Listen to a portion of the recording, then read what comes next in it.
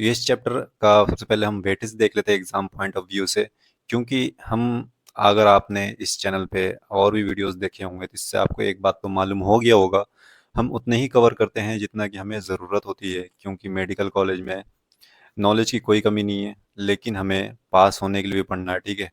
तो इस चैप्टर का पहले वेटेज देख लेते हैं कि कितना वेटेज है। तो उसके लिए हम जाते हैं NCISM के वेबसाइट पे जाते हैं, और ये वहाँ से मैंने ये सिलेबस डाउनलोड कर रखा है, आपको स्क्रीन पे दिख रहा होगा। तो इसमें देखो ये है, दिख रहा होगा स्क्रीन पे आपको, ये किसका है, ये रसशास्त्र एंड भेषज कल्पना का ये PDF है। तो सबसे पहले हम देखते हैं इस सिलेबस में, उसका देख लेते हैं पहले क्या कंटेंट क्या क्या पढ़ना है इसके अंदर हमें। देखो यहाँ पे दिख रहा होगा आपको, डेफिनेशन पढ़ना है, chronological development, significance, scope of Rasashastra, Bheshaj Kalpana, concept, ये सारी चीज़ें पढ़नी है, ठीक है। ये देख लेना स्क्रीन पे आप। तो और इसका देखो मार्क्स की बात करें तो इसमें टोटल 5 मार्क्स के क्वेश्चन आने वाले हैं। तो इसमें से LAQ तो नहीं आने वाला, ये तो हट गया। तो हमें इतना ही पढ़ना है कि हम इतना पढ़ लें, इस चैप्टर को इतना कवर कर लें, जो टॉपिक सिलेबस है, कि इसमें से 5 नंबर का क्वेश्चन आता है तो उसको उतने ही वर्ड में, कम से कम 1 to 2 पेज में इसको लिख पाएँ। तो हमें इतना ही पढ़ना है, ठीक है। और हमें ये पता है कि इस चैप्टर में से कौन कौन से क्वेश्चन आते हैं।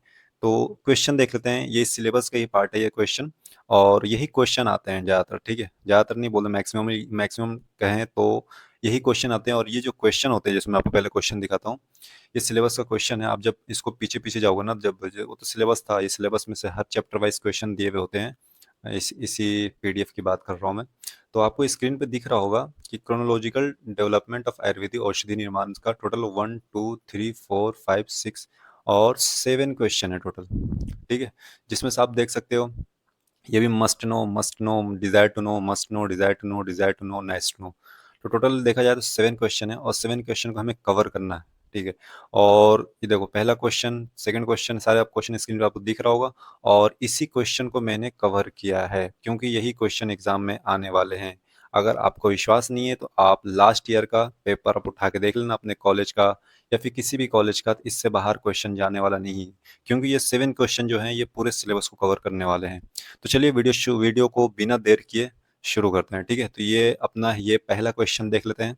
पहला क्वेश्चन था, एक्सप्लेन हिस्टोरिकल इवोल्यूशन ऑफ आयुर्वेदी औषधि निर्माण एंड रसशास्त्र।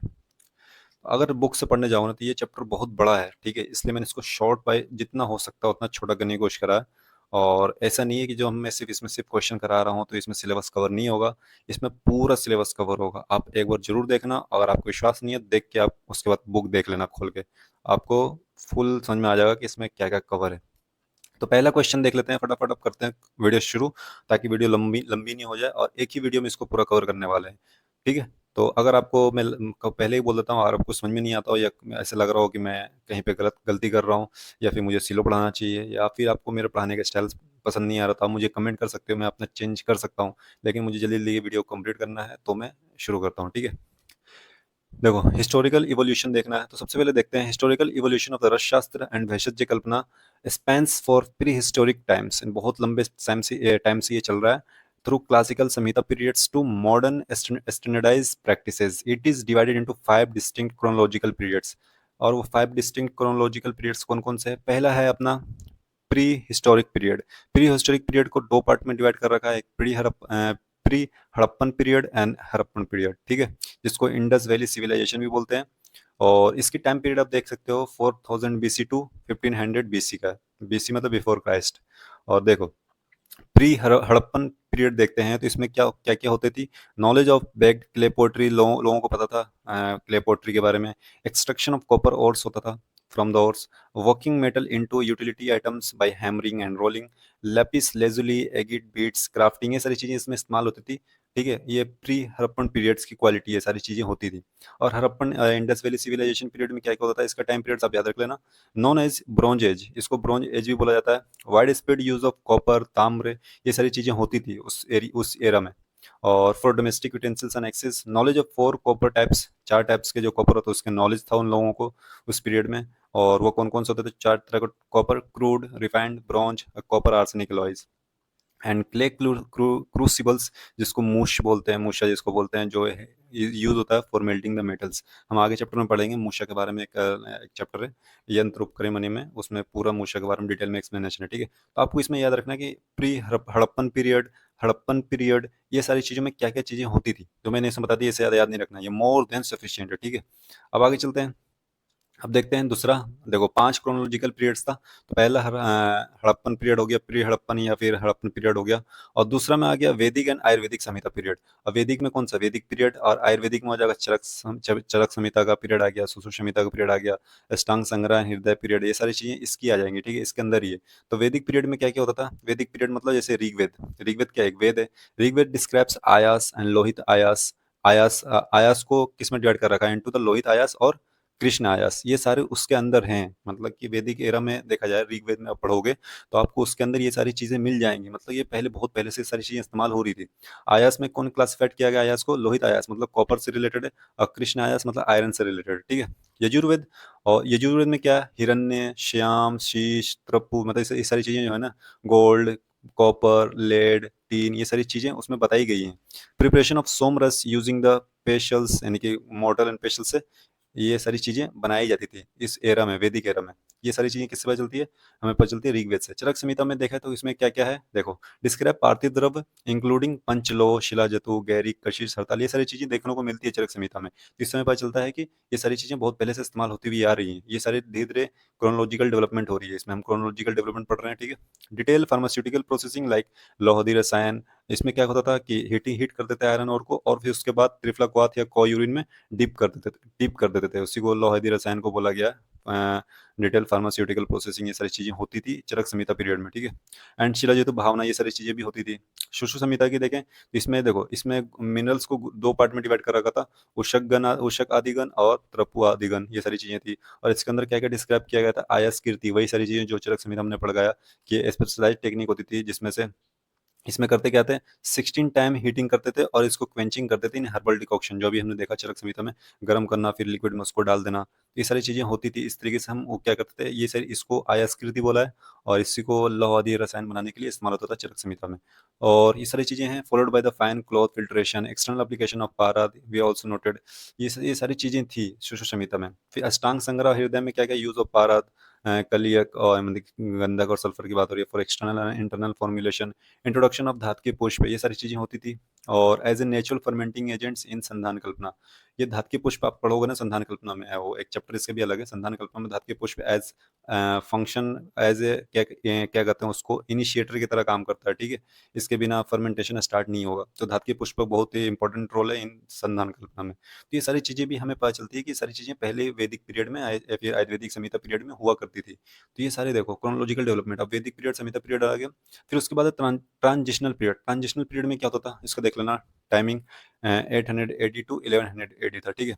अब ट्रांजिशनल पीरियड को किससे मार्क किया जाता है, किससे पता चलता है, सिद्ध योग, ये बुक्स का नाम है, ठीक है, सिद्ध योग एंड चक्रदत्त, जिसको चक्रपाल ने लिखा था। और ये सारी बुक के थ्रू हमें ट्रांजिशनल पीरियड्स का पता चलता है। और इसमें क्या हुआ था, इन्वेंशन ऑफ प्रॉपर्टी कल्पना, जैसे रस प्रॉपर्टी आपने, आप आगे पढ़ोगे, अगर आपने नहीं पढ़ा तो फिर भी मैं बता दूं, आगे है कल्पना पढ़ोगे तो रस प्रॉपर्टी एक है, ठीक है। तो इसमें बताते हैं, ये रस प्रॉपर्टी का जो इन्वेंशन हुआ था इसी पीरियड में हुआ था, जिसके अंदर कजिली को इस्तेमाल करके उसको प्रॉपर्टी के रूप देते हैं, ठीक है। एक्सपेंडिंग मेटल मिनरल थेराप्यूटिक्स, ये सारी चीजें इस पीरियड में हुई थी। और फिर आगे आता है, फिर लास्ट दो पीरियड बचे हैं, एक तांत्रिक पीरियड बचा है, और लास्ट है आई एट्रोकेमिकल पीरियड। तांत्रिक पीरियड में क्या क्या हुआ था, it is the golden era, ठीक है, जो जिसके अंदर आचार्य नागार्जुन ने इसको लेड किया था। और ये देखो, ये जो टेक्स्ट आपको दिख रहा है, रस रत्नाकर और कछपुट, ये आचार्य नागार्जुन ने खुद ने लिखे थे। और इसमें भी बहुत सारे टेक्स्ट, जैसे रसर नवा, रस हृदय तंत्र और रसेंद्र चुदमनी, ये सारी चीजें होती है। छदमनी ये क्या है, ये मुझे नहीं पता पढ़ लेना। रसेंद्र छदमनी है, ये सारे टेक्स्ट आचार्य नागार्जुन के नहीं थे। आचार्य नागार्जुन के दो टेक्स्ट हैं, रस रत्नाकर और कछपुट, और भी हैं, ठीक है। लेकिन ये इसके साथ और भी टेक्स्ट है, रसरनवा, रस हृदय तंत्र, रसेंद्र छदमनी, ये सारी चीजें टेक्स्ट थी। ये सारे टेक्स्ट किस एरा में बने थे, तांत्रिक पीरियड में बने थे, ठीक है। और फिर आयट्रो केमिकल पीरियड्स की बात करें, जो कि 1382 मॉडर्न एरा अब तक यही चल रहा है। जो अब हम पढ़ते हैं वो सारी चीजें, जैसे रस रत्न समुच्चय हम पढ़ते हैं, शरंगधर संहिता हम पढ़ते हैं, भाव प्रकाश हम पढ़ते हैं, रस तरंगिनी हम पढ़ते हैं, ये सारी चीजें आयट्रो केमिकल पीरियड्स के हैं। तो यही सारी चीज़ें थी, ठीक है? इसमें शोधन, मारन, जारन, सत्रोपातन, modern legislation like drugs, cosmetic acts, ये सारी चीज़ें हम अभी पढ़ने वाले हैं, ठीक है? और फिर अब क्या आ गया, Ayurvedic pharmacopoeia of India, API जिसको बोलते हैं, ये सारी चीज़ें आ गई हैं। तो ये था अपना क्रोनोलॉजिकल डेवलपमेंट ऑफ आयुर्वेदिक औषधि निर्माण का, ठीक है? क्वेश्चन नंबर 1 अपना होता है कंप्लीट। तो इसमें हमने अभी तक क्या देखा, 5 पीरियड में इसको डिवाइड कर रखा था। प्री हिस्टोरिक पीरियड, और फिर वैदिक और आयुर्वेदिक संहिता पीरियड, ट्रांजिशनल पीरियड, तांत्रिक पीरियड एंड आइट्रोकेमिकल पीरियड। याद रखना और डेट्स सबको याद रखना, और उसके थोड़े जो 3-3 4-4 जो इंपॉर्टेंट जो पॉइंट मैंने ले रखे हैं, उसको याद रखना है, ठीक है? अब बात करते हैं हम सेकंड क्वेश्चन की। सेकंड क्वेश्चन क्या है, describe the contribution of Nagarjuna Acharya to Rasa Shastra. तो नागार्जुन आचार्य का कंट्रीब्यूशन के बारे में बात करेंगे। तो आचार्य नागार्जुन के बारे में पता पता कर लें। आचार्य नागार्जुन क्या थे, ये देखो, ये इसको कहा जाता father of Indian Rasa Shastra. Acharya Nagarjuna is also known as father of Indian Rasa Shastra. Born in Amravati, ये अब कहाँ, आंध्र प्रदेश में है, ठीक है, गुंटूर डिस्ट्रिक्ट में है ये। ही कंडक्टेड एक्सटेंसिव रिसर्च ऑन पारत, पारत पे बहुत रिसर्च किया था इन्होंने, और हैवी मेटल्स पे भी किया था।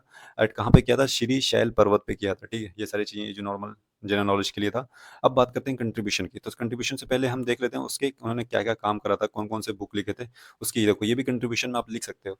तो इसमें क्या, देखो मैंने अपने अभी जस्ट पढ़ गया, रस रत्नाकर, इन्हीं के बुक है। रसेंद्र मंगल, और एक रिडेक्टर ऑफ सुश्रुत संहिता, सुश्रुत संहिता में इन्होंने कुछ संशोधन किए थे। वो क्या थे, इन्होंने ऐड किया था उत्तर तंत्र। अभी थर्ड प्रॉफ में जब जाओगे आप, तो सुश्रुत संहिता आएगा अपना, उसमें उत्तर तंत्र एक अलग से है। जैसे चरक संहिता को होता है सूत्र स्थान, फिर निदान स्थान, विमान स्थान, इसी तरह से एक सुश्रुत संहिता में उत्तर तंत्र है, ठीक है? तो उनको ऐड किया था, नाग अर्जुन ने किया था सुश्रुत संहिता में।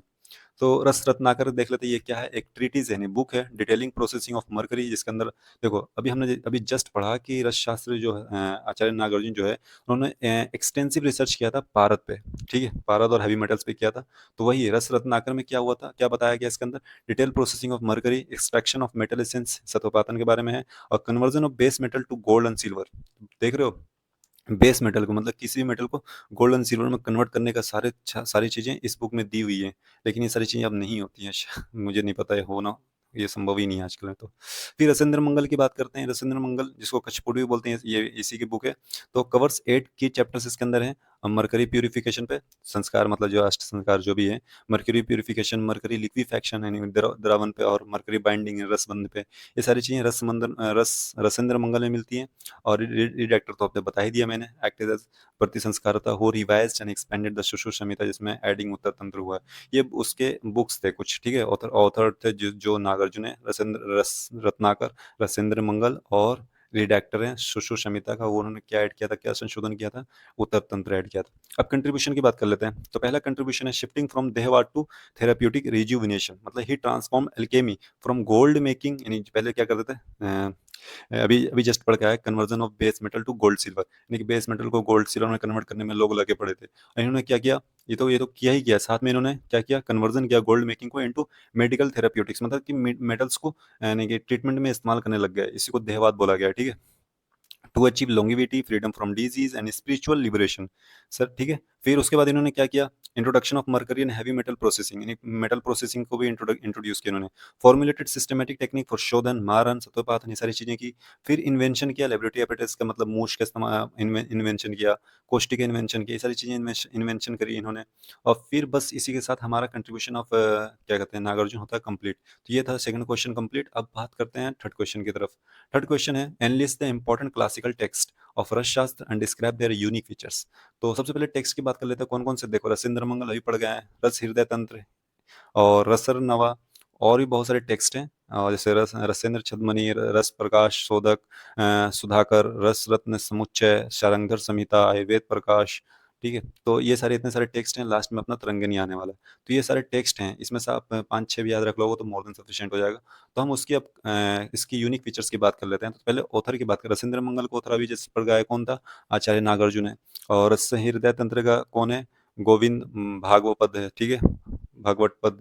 और फिर रसरनवा कौन है, भैरव आनंद योगी हैं। वो सारे टाइम भी है, ठीक है, किस एरा में ये बना था। और फिर रसेंद्र छदमणि की बात करें, आचार्य सोमदेव हैं। फिर रस प्रकाश सुधाकर का यशोधर भट्ट हैं, वाग्भट 2 है, ये रस रत्न समुच्चय, वाग्भट वाली अष्टांग हृदय वाली नहीं है, ठीक है? और शरंगर संहिता का शरंगर मिश्रा हैं। आयुर्वेद प्रकाश का माधव उपाध्याय हैं। और फिर रस तरंगिणी के कौन ऑथर है, और ये हैं सदानंद शर्मा, ठीक है, 20वीं सेंचुरी में दिया है, ठीक है।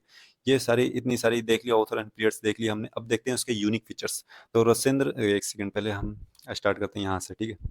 तो रसेंद्र मंगल में कितने चैप्टर्स हैं, टोटल 8 चैप्टर्स हैं, ठीक है। और ये किस पे फोकस करता है, पारद संस्कार, इसको, ये किस पे फोकस करता है, पारा संस्कार, धातु सत्वपातन, रसबंध और गुटी का निर्माण, यानी कि वटी गुटी बनाना।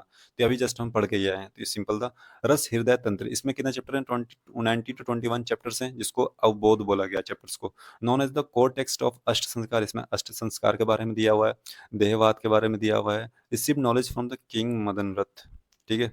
अब बात करते हैं इसकी रसर नवाकी, जिसको भैरव आनंद योगी ने लिखा है। रिटन इन ए डायलॉग, यानी डायलॉग मतलब कन्वर्सेशन, मतलब किसके किसके कन्वर्सेशन हुआ था, between Lord Bhairav and Parvati, Lord Bhairav और पार्वती के बीच में जो कन्वर्सेशन हुआ था, उसी कन्वर्सेशन को इसमें लिखा हुआ है, ठीक है। और 18 चैप्टर्स हैं, जिसको पाटलास भी बोला है। और detail description of laboratory apparatus के बारे में, यंत्र के बारे में इसमें दिया हुआ है, कोष्टी, ये सारी चीज़ों के बारे में, flame test for metals, divine hops, ये सारी चीज़ें इस चैप्टर में दी हुई है। तो ये सारी यूनिक फीचर्स हैं सारे बुक के। रसेंद्र छदमनी की बात करें, इसमें टोटल 16 चैप्टर्स हैं। और सिस्टमेटिकली डिस्क्राइब्स रसशाला, इसमें रसशाला के बारे में है। और लेआउट के बारे में, रसशाला लेआउट मतलब जैसे कैसे होना चाहिए, उसके अपरेटस के बारे में है। 18 मर्क्यूरियल संस्कार पढ़ा, अष्टादश संस्कार अभी पढ़ोगे आप, उसमें चैप्टर में है, ठीक है। क्लासिफिकेशन ऑफ महारस, उपरस, रत्न, ये सारी चीज़ें किस में देखने को मिलती हैं, रसेंद्र छदमनी में देखने को मिलती है।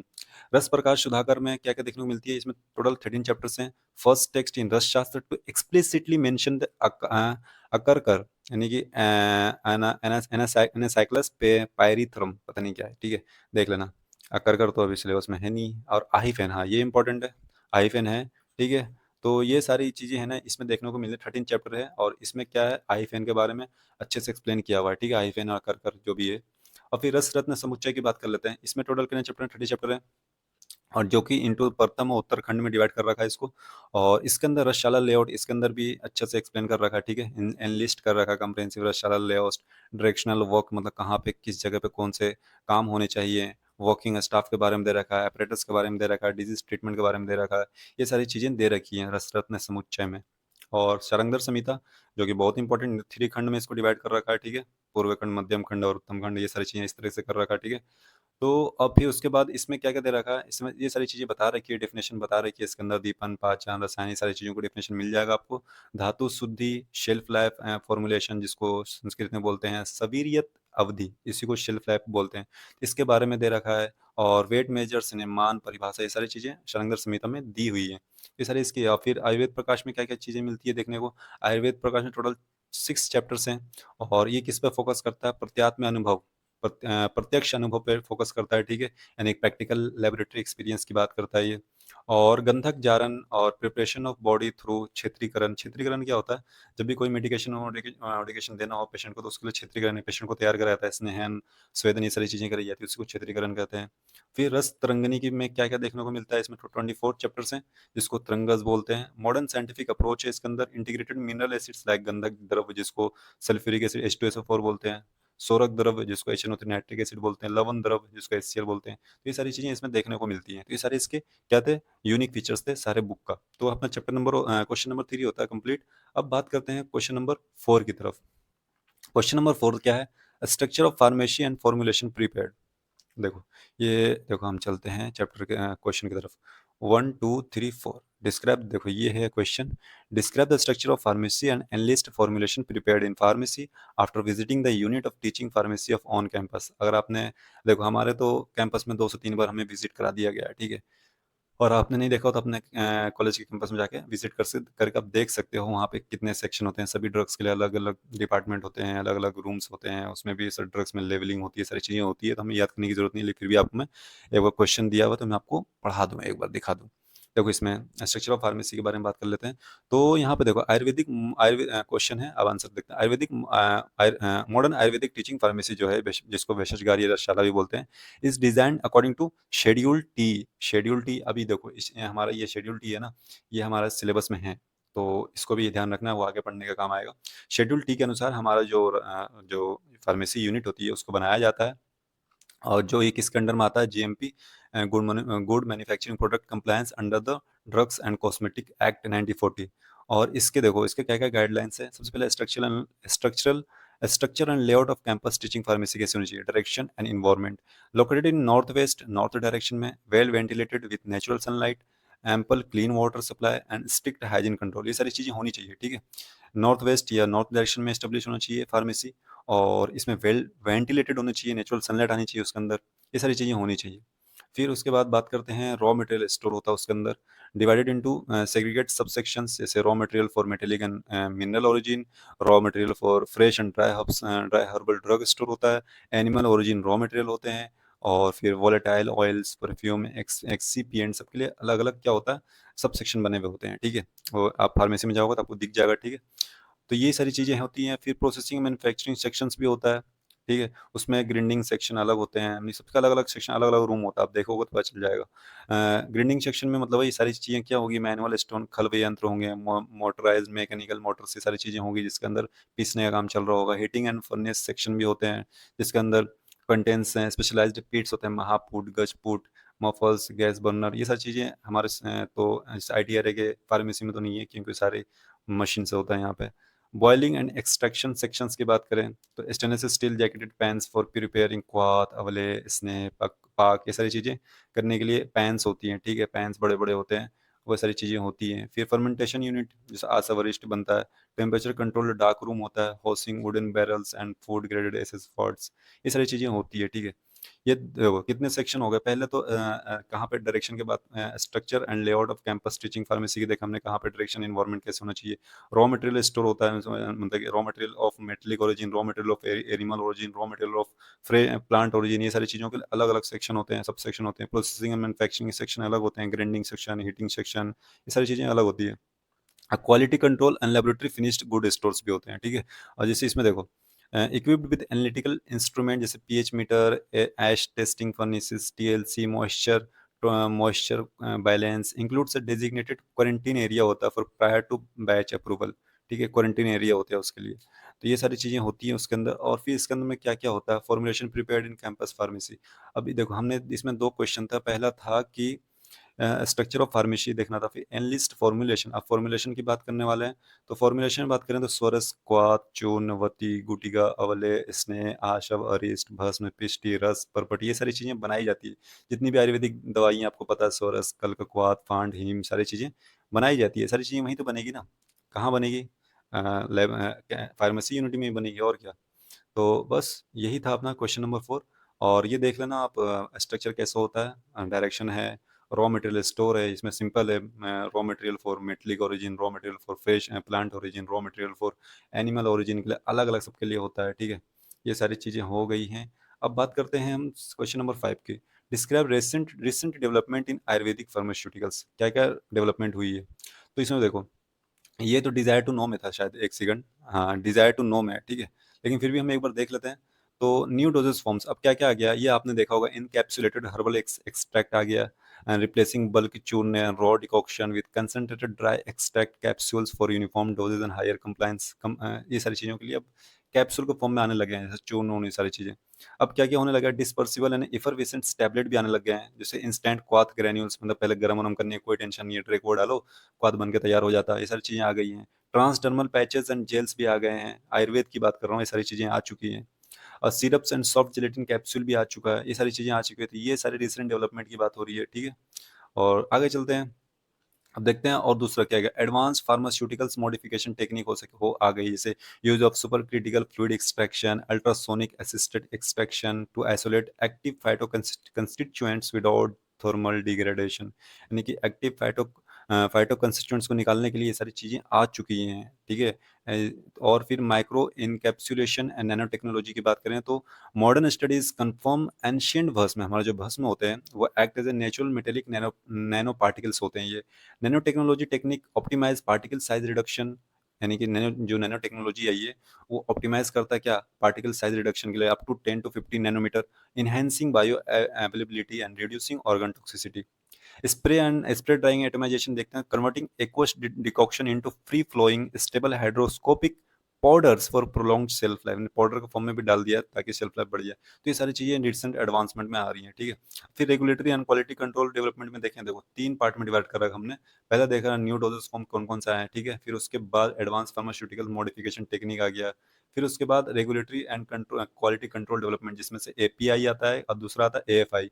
एपीआई मतलब Ayurvedic pharmacopoeia of India and Ayurvedic formulary of India. तो इसमें एपीआई को पार्ट 1 और पार्ट 2 में डिवाइड कर रखा। पार्ट 1 में टोटल वॉल्यूम 1 टू वॉल्यूम 9 है, और पार्ट 2 में टोटल 3 वॉल्यूम, वॉल्यूम 1 2 3, ठीक है। अब पार्ट 1 क्या करता है, इसमें मोनोग्राफ होते हैं फॉर सिंगल रॉ ड्रग्स, और part 2 covers the compound formulations, ठीक है। इसमें एचपीएलटी, एचपीटीएलसी वही है। क्रोमेटोग्राफी है ना, हाई प्रोफाइल लिक्विड क्रोमेटोग्राफी, उसकी बात हो रही है। फिंगरप्रिंटिंग, हैवी मेटल लिमिट्स, सारी चीज़ें इसमें देखने को मिलती है। और आयुर्वेदिक फॉर्मुलरी ऑफ इंडिया में क्या है, standardise classical recipe, composition, metric weights and processing steps across in, ये सारी चीज़ें देखने को मिलती है। तो ये है मॉडर्न डेवलपमेंट था, ठीक है, आयुर्वेदिक फार्मास्यूटिकल्स में। अब अपना सेकंड लास्ट क्वेश्चन है जो भी बहुत इंपॉर्टेंट है इस चैप्टर का, ठीक है। ये क्या है, डिफाइन रस एंड रसायन and describe the difference between रस एंड रसायन। तो डेफिनेशन पहले देख लेते हैं दोनों का। डेफिनेशन ऑफ रस, रस क्या है, रस is derived from the Sanskrit word रस, जिसका मतलब होता है हम द फ्लो या एब्जॉर्ब करना। इन रस शास्त्र इसका मतलब होता है मरकरी। रस का मतलब क्या होता है, mercury. Broadly it compasses the processed metals in low, mineral, Maharas, gems, ratna, ये सारी चीजें इसके अंदर आ जाती है। रस बोले तो लो भी आ जाएगा, रत्न भी आ जाएगा, महारस, उपरस, सारी चीजें आ जाती है। And toxic plant material, wish, processed for medical application, सारी चीजें रस के अंदर आ जाती है। इसी को मैं अकॉर्डिंग बता रखा, रस को डिफाइन कर रखा है रस शास्त्र में। लोहमृतम कंद विषम सूतम च अति निगद्यते, ये रस का डेफिनेशन है, ठीक है, याद रख लेना। और इसमें देखो लोह, लोह में सारे आ गए, लोह, फिर लोहमृतम, कंद विषम, विषम ये सारी चीजें आ गई। फिर विषम सूतम, वही भारत को बोलते हैं, सारी चीजें क्या है, रस का डेफिनेशन है ये। डेफिनेशन ऑफ रसायन देखें तो ये क्या है, refers to therapeutic modalities, herbs, formulations, इसे ये सारी रसायन में आते हैं। हर्ब्स फॉर्मुलेशन जो क्या करता है, रिप्लेनिश टिश्यू डायनेमिक्स, रस धातु को रिप्लेनिश करता है, नरिशमेंट प्रोवाइड करता है, फिजिकल एजिंग को क्योर करता है, अरेस्ट करता है, रोकता है, क्योर डिजीज, डिजीज को क्योर करता है, कॉन्फर लॉन्ग लाइफ देता है, इम्यूनिटी देता है, और इंटेलेक्ट देता है। तो ये सारी चीजें रसायन की है, ठीक है। और इसका डेफिनेशन की बात करें तो ये जरा व्याधि विनाशनम तद रसायनम, ये डेफिनेशन है। तो ये दोनों डेफिनेशन याद कर लेना, और इसका एक्सप्लेनेशन आपको दे रखा मैंने। अब बात करते हैं डिफरेंस की, देखो ये बहुत इंपॉर्टेंट है। तो डिफरेंस रस और राइट साइड में रसायन है। कोर कॉन्सेप्ट की बात करें, rasa refers to the material drug resistant drug substances होता है, और specifically mercury, mineral metal formulation होते हैं ये रस में। जबकि रसायन की बात करें तो therapeutic effect, mode of action होता है, that rejuvenates tissues and body dynamics, अभी हम जस्ट पढ़ गए हैं दोनों का काम, ठीक है। प्राइमरी ऑब्जेक्टिव्स इन दोनों का क्या क्या होता है, इसका ऑब्जेक्टिव होता है obstruction of acute and chronic disease, मतलब कि डिजीज को रोकना, ट्रीट करना, ये सारी चीजें रस का काम होता है। जबकि रसायन की बात करें, प्रमोशन ऑफ लॉन्गिविटी, मतलब आयु को बढ़ाता है, मेमोरी को भी बढ़ाता है, स्ट्रेंथ बढ़ाता है, इम्यूनिटी प्रदान करता है, प्रिवेंशन ऑफ एजिंग यानी कि बुढ़ापे को रोकता है, ठीक है। ये सारी चीजें काम करता है। अब दोनों का डोजेज एंड पेलेटेबिलिटी की बात करें तो एडमिनिस्ट्रेड इन माइक्रो डोजेज, बहुत कम डोजेज में इस्तेमाल होता है, क्योंकि इसमें भस्म उस्म होते हैं जो कि बहुत ही खतरनाक हो सकता है अगर ज़्यादा डोज में दे दिया तो। ये टेस्टलेस होता है और फास्ट एक्टिंग होते हैं। जबकि इसकी बात करें रसायन की, तो administered in moderate to high dose, इसमें दो सभी तरह के डोज होते हैं। Often possess distinct herbal taste, sweet bitter, ये सारी चीज़ें होती हैं। इंडिकेशन रेंज की बात करें तो ये इंडिकेटेड इन बोथ क्योरेबल और इनक्योरेबल, साध्य और असाध्य दोनों रोगों में दी जाती है। और ये हेल्दी इंडिविजुअल को दी जाती है ताकि उसको जवानी मतलब बनी रहे, उसकी बिल्कुल जवान दिखे, बुढ़ापा जल्द देर से आए, ये सारी चीज़ें होती है, ठीक है।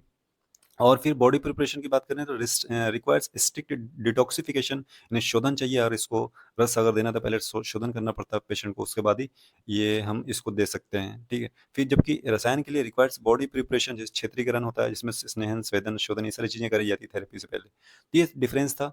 और यहाँ पे नोट में लिखा हुआ होगा आपको, नोट रस और रसायन देखो, वेन मरकरी अंडरगोज गंधक जारन इंसिनरेटेड इनटू द भस्म, भस्म बना, गंधक जारन होता है, फिर भस्म बना दिया जाता है। उसके बाद उसको एडमिनिस्टर किया था आफ्टर क्षेत्रीकरण for 6 month to 1 year, it acts as a supreme rasa rasayan. जब इसको देखो, पहले पारद को जब मारन भस्म बना के क्षेत्रीकरण करने के बाद उसको एडमिनिस्टर मतलब पेशेंट को दिया जाता है, तो वो रस रसायन यानी कि सुप्रीम रसायन की तरह काम करता है, ये बता रहा है। और अपना लास्ट क्वेश्चन है आज का, जस्टिफाई डिजाइन ऑफ एंशिएंट रसशाला, ठीक है। देखो ये लास्ट क्वेश्चन अपना, जस्टिफाई, नीचे नीचे देखो, नीचे नीचे इसकी बात कर रहा हूँ मैं, जस्टिफाई डिजाइन ऑफ एंशिएंट रसशाला, तो इसकी बात कर लेते हैं अब। लास्ट क्वेश्चन है, फटाफट कंप्लीट करते हैं। Design of ancient Rasashala pharmaceutical laboratory, इसको रसशाला बोलते हैं। डिस्क्राइब्ड इन कब, देखो हमने जस्ट पढ़ गया है, था ना, टेक्स्ट के बारे में था और उसके यूनिक फीचर्स थे, कौन कौन थे, वो सारी चीजें थे।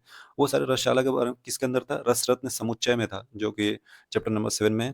Reflect sophisticated understanding of ergonomic work flow, environmental safety, natural lightning, cross ventilation, directional energy principal. देखो इतना पता नहीं हमें, बस यहाँ पे ये पता होना चाहिए कि रसशाला किसके अंदर है, किस टेक्स्ट बुक के अंदर, रस रत्न समुच्चय में, ठीक है। अब बात करते हैं, डिजाइन की बात हो रही है तो पहले साइट की बात कर लेते हैं, रसशाला का स्थान कहाँ होना चाहिए।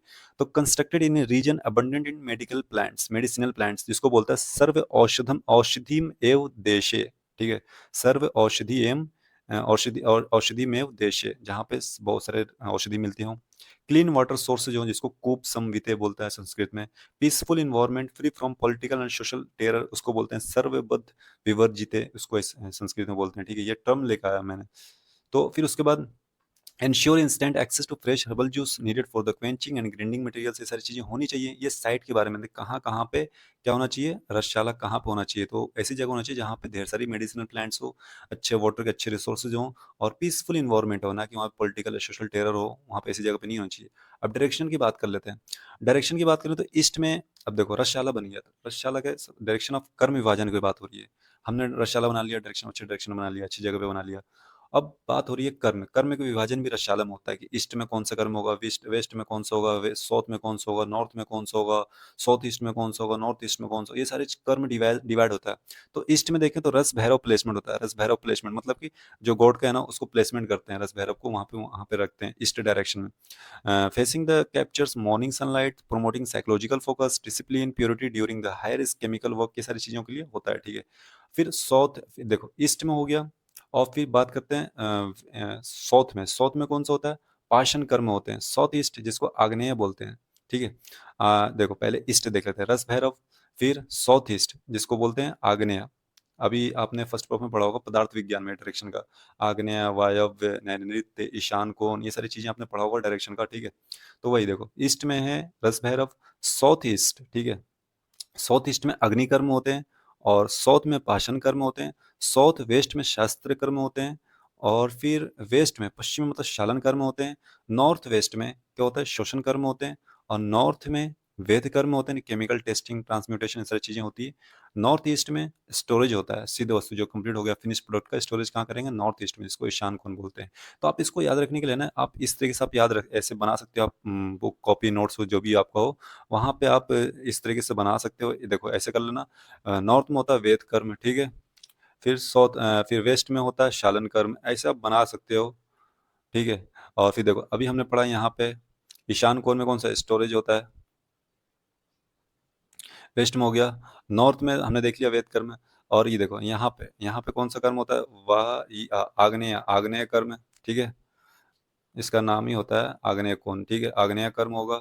और यहाँ पे यानी कि साउथ और नहीं सॉरी वेस्ट और नॉर्थ में कौन सा शोषण कर्म होता है। तो इस तरीके से आप इस तरह एक चार्ट बना के या फिर एक डायग्राम बना के इसको पूरा याद रख सकते हो, ठीक है। और बाकी ये जो साइंटिफिक इकोनॉमिक जस्टिफिकेशन आप देख सकते हो, सिंपल है। तो यही था, ठीक है। और इसी के साथ हमारा चैप्टर होता है समाप्त।